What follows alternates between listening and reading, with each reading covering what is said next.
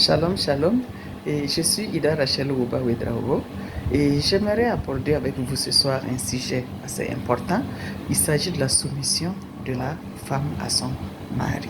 Si nous considérons les Écritures, il est dit dans Éphésiens 5, versets 22 à 24, « Femmes, soyez soumises à vos maris comme au Seigneur, car le mari est le chef de la femme, comme Christ est le chef de l'Église. » Donc, tout comme l'Église se soumet à Christ, donc les femmes doivent se soumettre à leur mari.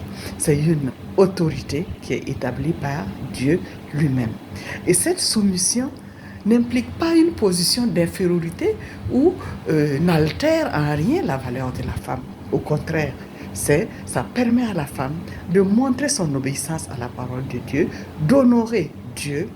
Et cette soumission également implique pour la femme d'honorer et de respecter son mari.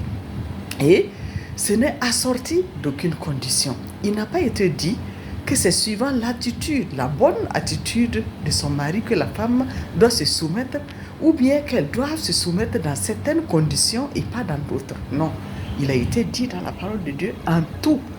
Donc, ce n'est assorti d'aucune condition, cette soumission.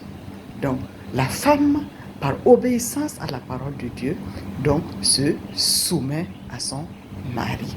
Pour y arriver, il faut nécessairement connaître la parole de Dieu, associer la foi à ce qu'elle entende la parole de Dieu, élever la parole de Dieu, considérer la pensée de Dieu qui est très élevée et qui est dénuée de toute subjectivité.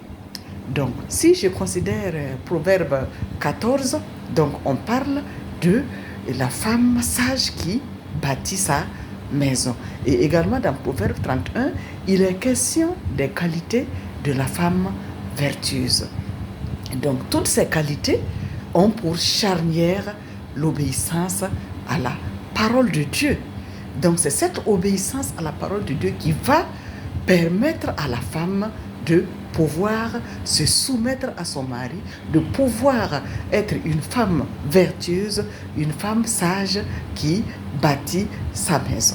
Donc, nous revenons encore sur la parole de Dieu pour dire que la femme a nécessairement besoin de connaître la parole de Dieu, donc d'aimer l'écouter et la méditer et la mettre en pratique. C'est ainsi qu'elle pourra se soumettre à son mari et c'est ainsi qu'elle pourra instaurer un climat de confiance, un climat de paix, un climat qui fait bon vivre dans sa maison. Soyez tous bénis.